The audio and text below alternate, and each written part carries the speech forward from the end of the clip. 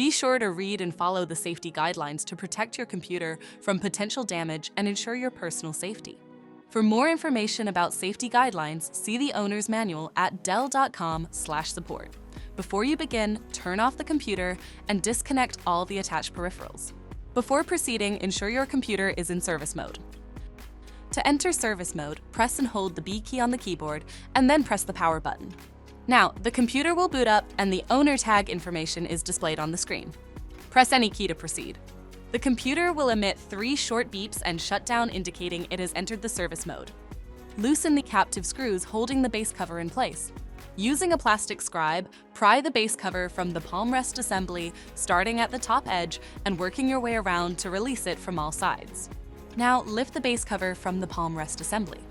If your computer is unable to enter service mode, disconnect the battery cable from the system board. Identify the battery and loosen the 4 screws. Remove the screw to lift the battery out of the system. Remove the piece of tape and flip the battery over. Unplug the cable to fully disconnect the battery from the system. To reinstall the 3-cell battery, reconnect the cable.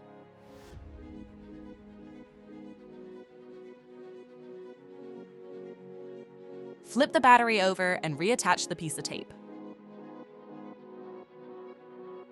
Tighten the 5 total screws to secure the battery in the system.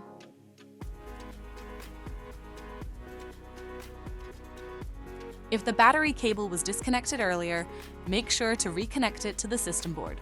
Next, align the base cover with the palm rest assembly and gently place it into position. Tighten all required screws to secure the base cover in place.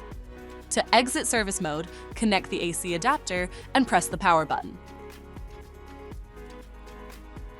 For more information about your Dell system, visit dell.com/support.